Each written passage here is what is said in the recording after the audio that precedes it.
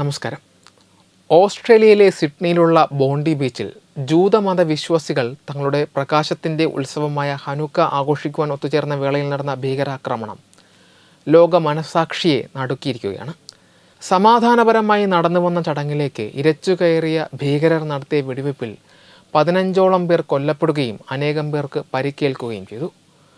ആഘോഷങ്ങൾക്കും പ്രാർത്ഥനകൾക്കുമായി ഏകദേശം 1000ഓളം പേർ ഒത്തുകൂടിയ ഈ സ്ഥലത്ത് നടന്ന കൊടും ക്രൂരത കൃത്യം വിദേശ രാജ്യങ്ങളിൽ ജൂത സമൂഹത്തിന് നേരെയുണ്ടാകുന്ന ഏറ്റവും മാരകമായ ആക്രമണങ്ങളിലൊന്നായി മാറിയിരിക്കുന്നു. എന്നാൽ ഈ ദുരന്തം നടന്ന വേളയിൽ അവിടെ നിലനിന്നിരുന്ന സുരക്ഷാ സംവിധാനങ്ങളിലെ പാളിച്ചകളെക്കുറിച്ചും ഓസ്ട്രേലിയയിൽ വർദ്ധിച്ചു വരുന്ന സെമിറ്റിക് വിരുദ്ധതയെക്കുറിച്ചും ഗൗരവകരമായ ചർച്ചകളാണ് ഇപ്പോൾ ഉയരുന്നത്. ആക്രമണം നടന്ന സമയത്ത് വെറും 2 പോലീസ് ഉദ്യോഗസ്ഥർ മാത്രമാണ് സംഭവസ്ഥലത്ത് ഡ്യൂട്ടിയിലുണ്ടായിരുന്നതെന്ന വെളിപ്പെടുത്തൽ ഭരണകൂടത്തെ പ്രതിരോധത്തിലാക്കിയിട്ടുണ്ട്. New south wales premier Chris Minns തന്നെയാണ് ഈ വിവരം പുറത്തുവിട്ടത്.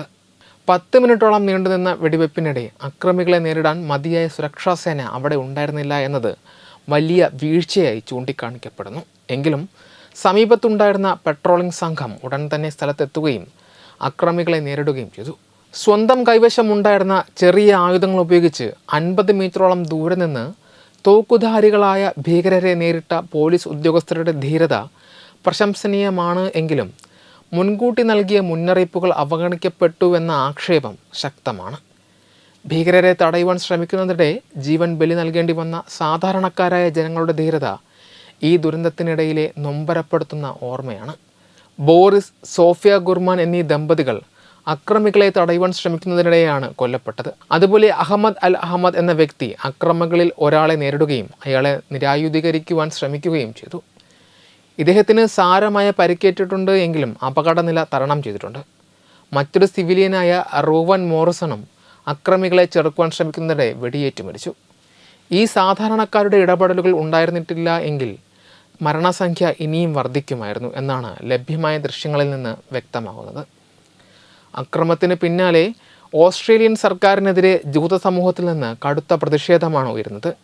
രാജ്യത്ത് വർദ്ധിച്ചു വരുന്ന ഇസ്രയേൽ വിരുദ്ധ പ്രതിഷേധങ്ങളും ജൂതവിദ്വേഷ പ്രസംഗങ്ങളും ഇത്തരം അക്രമാസക്തമായ പ്രവർത്തനങ്ങൾക്ക് വളമാകുന്നുണ്ടെന്ന് ജൂതമത നേതാക്കൾ കുറ്റപ്പെടുത്തുന്നു. സിഡ്നി ഓപ്പറ ഹൗസിന് മുന്നിൽ നടന്ന പ്രതിഷേധങ്ങളിൽ ജൂതന്മാർക്കെതിരെ ഉയർന്ന വിദ്വേഷ മുദ്രാവാക്യങ്ങൾ തടയുന്നതിൽ പോലീസ് പരാജയപ്പെട്ടുവെന്ന് റബ്ബി നോക്കും ഷാപ്രോയും ചൂണ്ടിക്കാട്ടി. ഇത്തരം പ്രവണതകൾ അവസാനിപ്പിക്കുവാൻ ശക്തമായ നിയമനിർമ്മാണം വേണമെന്നും അദ്ദേഹം സർക്കാരിനോട് ആവശ്യപ്പെട്ടു. പലസ്തീൻ രാഷ്ട്രത്തെ അംഗീകരിക്കുവാനുള്ള ഓസ്ട്രേലിയൻ സർക്കാരിൻ്റെ തീരുമാനം ജൂത സമൂഹത്തിന് ഭീഷണിയാകുമെന്ന് താൻ നേരത്തെ തന്നെ പ്രധാനമന്ത്രിയെ അറിയിച്ചിരുന്നതായും അദ്ദേഹം വെളിപ്പെടുത്തി. ലോകമെമ്പാടുമുള്ള ജൂത സമൂഹത്തിന് സംരക്ഷണം നൽകുവാൻ പാശ്ചാത്യ രാജ്യങ്ങൾ തയ്യാറാകണമെന്ന് ഇസ്രയേൽ പ്രധാനമന്ത്രി ബെഞ്ചമിൻ നെതന്യാഹുവും ആവശ്യപ്പെട്ടിട്ടുണ്ട്. ഗാസയിലെ സംഘർഷങ്ങൾ അന്താരാഷ്ട്ര തലത്തിൽ ജൂതവിരുദ്ധ വികാരം വർദ്ധിപ്പിക്കുന്നുവെന്നത് ഒരു യാഥാർത്ഥ്യമാണ്. ഈ സാഹചര്യത്തിൽ സുരക്ഷാ ക്രമീകരണങ്ങൾ വർദ്ധിപ്പിക്കേണ്ടത് ഭരണകൂടങ്ങളുടെ ഉത്തരവാദിത്തമാണ്.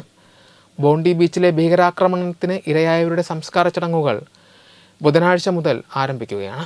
തിരിച്ചറിയാൻ പ്രയാസമുള്ള മൃതദേഹങ്ങൾ DNA പരിശോധനയിലൂടെ സ്ഥിരീകരിക്കുവാനുള്ള ശ്രമങ്ങൾ നടക്കുന്നു. സഹിഷ്ണുതയുടെയും ആഘോഷങ്ങളുടെയും വേദിയാകേണ്ടിയിരുന്ന ബോണ്ടി ബീച്ച് ഇന്ന് കണ്ണീരിൻ്റെയും ഭീതിയുടെയും പ്രതീകമായി മാറിയിരിക്കുന്നു. വരും തലമുറയ്ക്ക് ഭയമില്ലാതെ ജീവിക്കാനുള്ള സാഹചര്യമൊരുക്കുവാൻ വിദ്വേഷ രാഷ്ട്രീയത്തിനെതിരെ കർശനമായ നടപടികൾ അത്യന്താപേക്ഷിതമാണ്. വെബ് ഡെസ്ക് തത്തുമൈ ന്യൂസ്.